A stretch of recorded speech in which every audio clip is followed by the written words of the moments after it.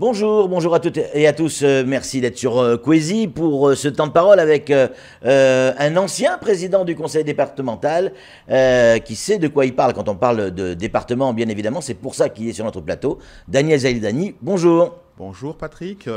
Toujours un plaisir de te retrouver sur ce plateau. Ah, c'est partagé, sincèrement. Et c'est partagé pas uniquement par amitié, mais aussi parce que vous répondez toujours à nos sollicitations et vous répondez à toutes nos questions sans s'échapper. Et ça, pour un animateur, pour un producteur ou pour un journaliste, c'est quelque chose d'important. On va commencer tout de suite avec la séance plénière qui a eu lieu hier.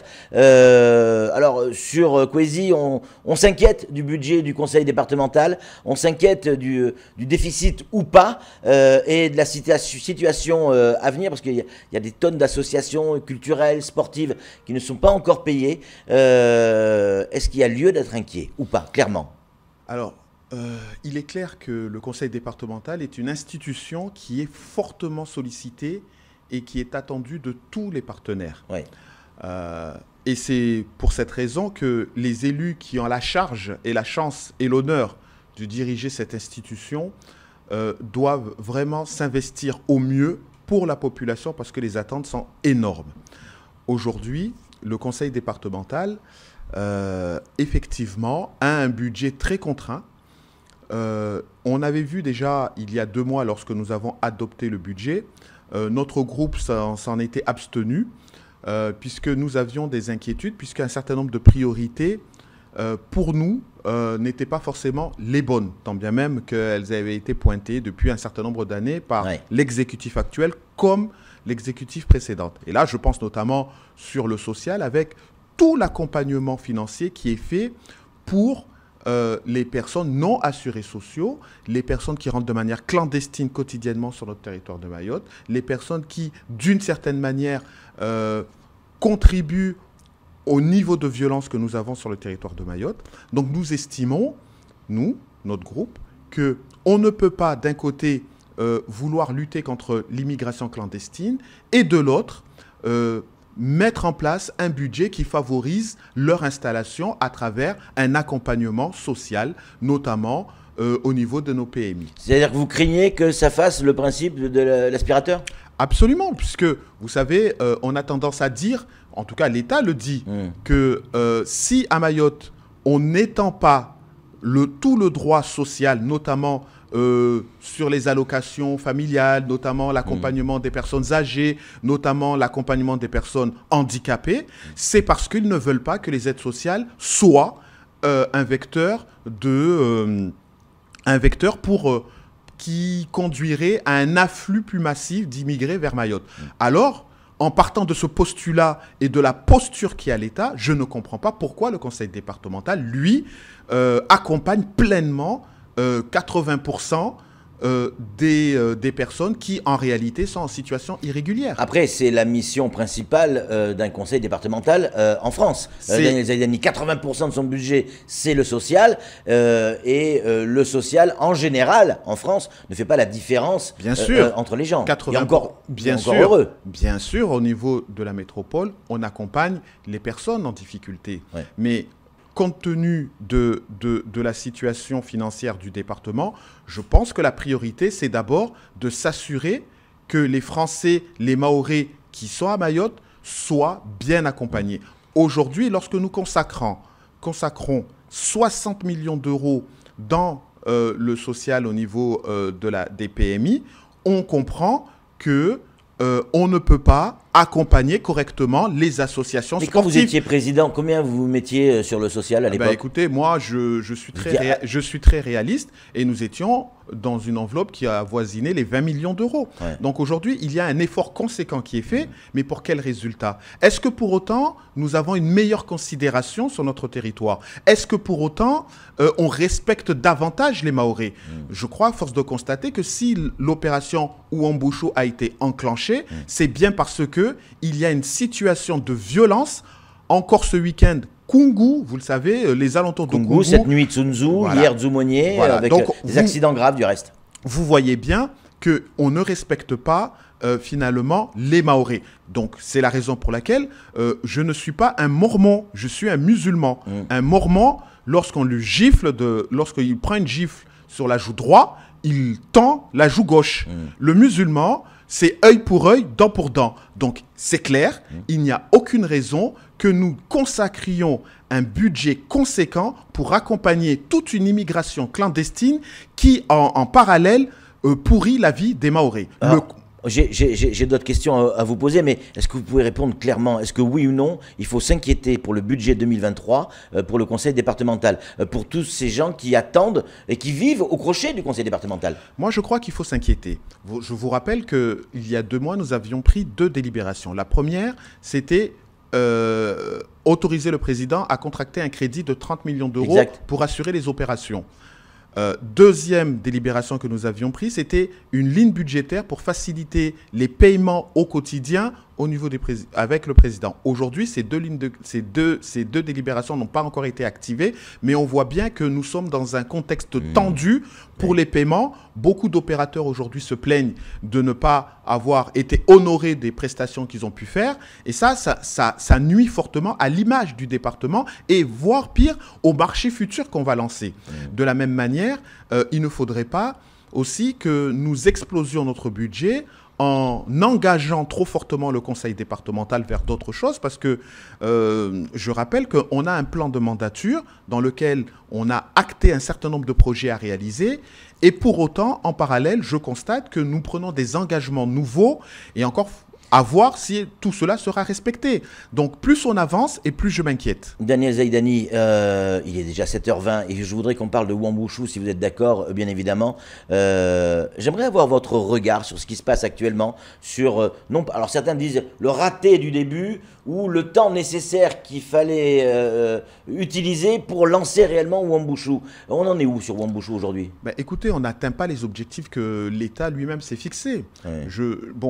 Il est clair que envoyer 500 personnes supplémentaires pour lancer cette opération Wuambushu, c'est bien. Envoyer du matériel supplémentaire, c'est bien. Là-dessus, il n'y a aucun souci. Je pense que nous l'avions tous demandé. Exact. Mais nous voyons bien aujourd'hui que cela ne suffit pas. Il y a d'abord la méthodologie. Est-ce que pour lutter contre l'immigration clandestine, est-ce que pour lutter contre la délinquance, faut-il attendre que ça explose pour intervenir? Je ne le crois pas. Je pense très sincèrement que tous ces forces, que ce soit ces policiers, ces gendarmes, ces 1800 personnes, doivent être mobilisées pour aller traquer, pour aller chercher ces délinquants là où ils se trouvent. C'est la raison pour laquelle il est indispensable que l'île de Mayotte change de statut. Nous devons être en situation, nous devons placer Mayotte en état d'urgence sécuritaire. C'est ce qui permettra très concrètement à ces forces de l'ordre de rentrer chez l'habitat et d'aller chercher ces voyous là où ils se trouvent. Et en parallèle, lorsqu'on a prétention à renvoyer 300 clandestins aux Comores par jour, on ne peut pas simplement attendre au bord de la route qu'ils passent. Il est important d'aller les chercher là où ils se trouvent. Et on sait où ils se trouvent. Ils se trouvent chez l'habitant. Donc, à un moment donné, il faut savoir ce que l'on veut. Si nous voulons rétablir... Après, on est en France, Daniel. On ne peut pas faire non plus n'importe quoi. C'est la raison pour laquelle, je le dis, on ne peut pas faire n'importe quoi. C'est pour ça qu'il ne se passe rien, parce que le droit n'est pas en faveur des interventions qui sont nécessaires à faire à Mayotte. Il faut placer l'île de Mayotte en état d'urgence sécuritaire. Mon collègue parle d'un terme, il va encore plus loin dans ces terminologies, mais je crois que véritablement, on sait où sont ces clandestins, on sait où sont les délinquants, il faut aller les chercher. Aujourd'hui, nous le voyons bien, la méthodologie utilisée, c'est-à-dire préconisée et autorisée par le préfet de Mayotte et par le ministre de l'Intérieur, c'est de réagir, pas d'agir, de réagir aux actions négatives que sont faites par les délinquants. Et la réaction, c'est du gaz. Je pense que ce n'est pas ainsi. Moi... ça peut être quoi d'autre? Je pense qu'il faut intervenir. Il faut aller les chercher, il faut les arrêter, il faut les renvoyer. Pour cela, est-ce que le Marian Galanta seul suffit? Je ne le pense pas. On aurait dû déployer un navire spécifique pour faire ces retours vers les Comores. Vous pouvez remplir tous les navires que vous voulez, si en face on ne veut pas les accueillir, il y a un problème. Non. Pour le moment, vous voyez bien qu'on les accueille. Oui, je peux vous dire qu'on marche sur des œufs sur chaque bateau. Il n'y a pas de problème, mais à un moment donné, il faut savoir ce que l'on veut. L'état de droit doit être rétabli, l'État français doit sortir les muscles. Je pense que cette question ne doit pas être prise à la légère, c'est le cas actuellement. Vous savez, moi je veux vous dire très franchement... Là, vous estimez qu'ils n'ont pas sorti les muscles Darmanin, il n'a pas sorti les muscles là, avec tout ce qu'il a envoyé? Moi j'habite à Pamandzi, à quelques mètres du CRA. D'accord. Hier soir, parce que le CRA était plein, j'ai vu une quinzaine de clandestins qu'on a libérés à 21 h. C'est ça la réalité. Est-ce que pour vous, c'est une opération Ombouchou?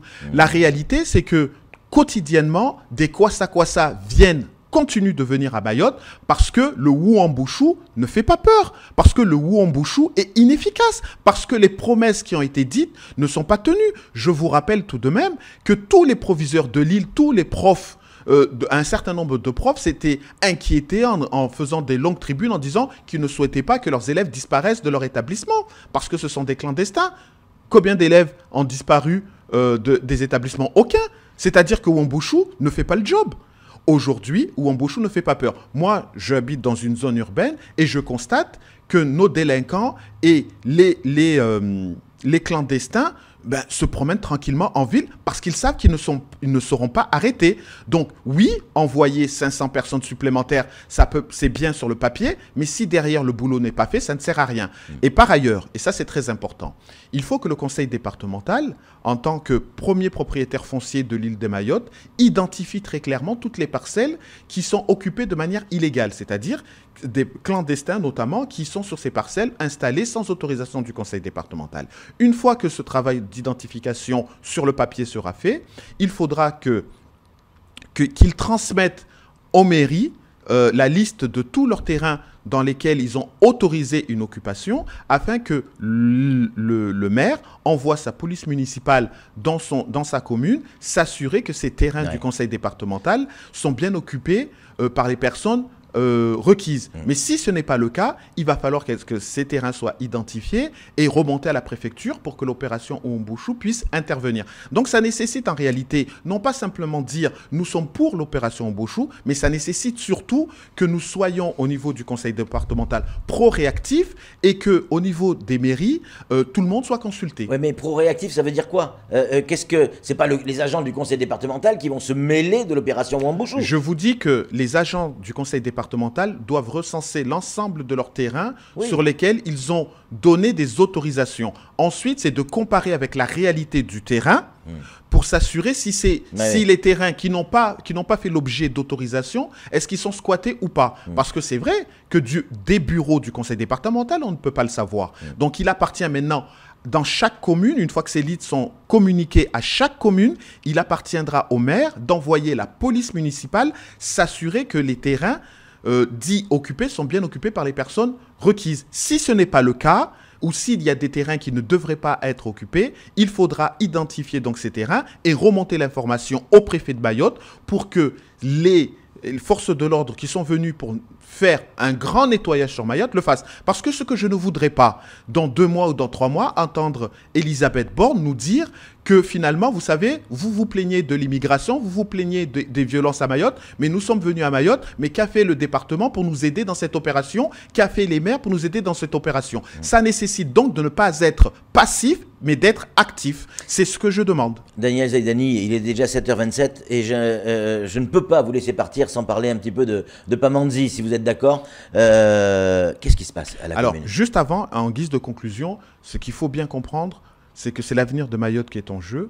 Il est important, Patrick, qu'on ait une vraie politique d'immigration. Aujourd'hui, on le voit bien, nos cerveaux, nos étudiants, nos bacheliers quittent le territoire. Avec la violence qu'il y a sur le territoire de Mayotte, ils ne reviendront pas. Ça veut dire tout simplement que nous assistons à l'évaporation des cerveaux de Mayotte et par une substitution des personnes des plus miséreux. Mais c'est pas qu'un problème mahorais. Oui, mais c'est ce qui se passe. La loi sur l'immigration, elle ne peut pas sortir parce qu'il n'y a pas d'accord entre Macron et les LR. Ce que je veux dire, c'est que si l'État n'agit pas, si les élus ne collaborent pas, Mayotte va se vider des cerveaux et va s'enrichir des plus pauvres de la région. Mayotte sera un territoire où on ne pourra pas avoir d'évolution positive.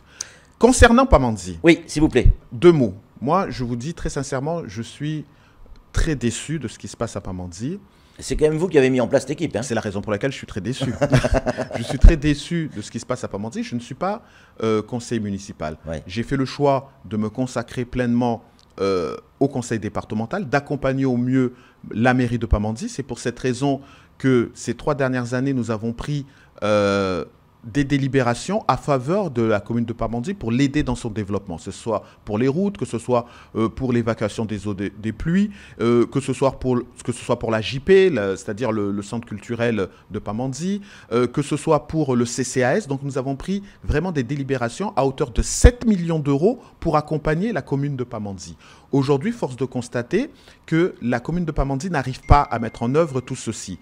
Force de constater qu'il y a des problèmes récurrents. Ça fait maintenant 3 conseils municipaux qui n'arrivent pas à se tenir parce que le maire n'a plus de majorité. C'est-à-dire que les 23 élus sur 33 qui l'ont porté, qui ont fait de lui un maire, sont en désaccord avec sa méthode de travail, avec ses prises de décision. Ces élus qui l'ont fait maire lui demandent de partager les décisions, lui demande de collaborer et d'échanger. Le maire s'y refuse. Moralité, c'est toute la commune de Pamandzi qui est pénalisée. Alors, moi, je demande solennellement à ce que les décideurs, ceux qui entourent le maire, ceux qui l'encouragent dans cette voie néfaste, reviennent à la raison. Le dialogue est fondamental. Il n'est pas trop tard. Vous savez, j'ai traversé des crises, vous l'avez vu. J'avais une majorité qui s'était effritée. Mais le dialogue, l'échange a permis de reconstituer une majorité. Le problème, ce n'est pas de voir une majorité parce qu'il est à droite ou à gauche. Le problème, c'est le leader qui doit s'adapter à la réalité et qui ne doit pas nier qu'il y a des problèmes. Est-ce que ce n'est pas déjà trop tard, Daniel Zaidani? On ne peut pas, vous savez, on ne peut pas, Patrick, convoquer une 3e séance alors même que l'on sait qu'on n'a pas de majorité. Et moralité, la séance hier a duré 10 minutes et le dialogue n'a pas pu se tenir. Il faut préalablement régler les problèmes et reconvoquer les agents, mais pas compter sur... C'est pas trop tard? Ce n'est pas trop tard. Il y a encore moyen de sauver l'équipe d'aujourd'hui? Toutes les personnes qui sont engagées en politique à Pamandzi veulent que Pamandzi se développe, mais veulent que ce développement soit collaboratif. Lorsque vous échangez avec les personnes qui sont dans l'opposition et qui ont été rejointes par une bonne partie de la majorité, de l'ancienne majorité, on comprend que tout ce qu'ils veulent, c'est que les décisions soient partagées et que les décisions permettent le développement de Pamandzi. Aujourd'hui, ce n'est pas le cas. Vous savez qu'il y a eu des grèves. Les agents vivent dans un malaise réel. Et pour autant, malgré 2 mois de situation grave, aucune décision significative a été prise. Aucun dialogue a été établi. Et finalement, c'est Pamandzi qui en paye. Et moi, en tant que conseiller départemental, je ne peux plus produire de délibération à faveur de Pamandzi pour la simple bonne raison que celles que nous avons déjà prises n'ont pas encore pu être mises en œuvre. Moi, je vais au conseil départemental. Hier, on a eu une séance et j'ai vu des délibérations au profit de la commune de l'Abattoir, au profit de la commune de Dembéni, au profit de la commune de Mtsamboro, au profit de la commune de Akwa, et rien pour Pamandzi, parce qu'ils savent qu'à Pamandzi, on n'arrive pas à travailler, qu'à Pamandzi, les élus du conseil municipal n'arrivent pas à mettre en œuvre. Donc, on n'est plus crédible, nous, élus de Pamandzi au conseil départemental, pour demander au président mais le fait d'avoir laissé entendre, supplémentaires. Daniel Zaidani, que vous vouliez prendre le fauteuil de maire, on a failli titrer un jour un fauteuil pour 2 à Pamandzi. Est-ce que ça amène pas de la confusion? Mais vous savez, c'est le principe même des élections. Nous, on n'en est pas là. Moi, je suis conseiller départemental. Ouais. Mon devoir aujourd'hui, c'est de travailler pour mon canton. Mon canton, c'est Pamandzi. J'ai pris des délibérations en faveur de Pamandzi. Je constate qu'elles ne sont pas mises en œuvre à Pamandzi parce que le maire n'arrive pas. Donc, il y a aujourd'hui des élus dans l'opposition qui veulent travailler avec le maire. Il ne veut pas. Il y a des élus qui sont dans sa propre majorité qui veulent participer aux prises de décision. Il ne veut pas. On ne peut pas continuer ainsi. Merci beaucoup, Daniel Zaidani, d'avoir répondu à nos questions. À très bientôt sur les ondes. Je vous en prie. Allez, c'est tout pour ce temps de parole. Tout de suite, la suite de nos programmes.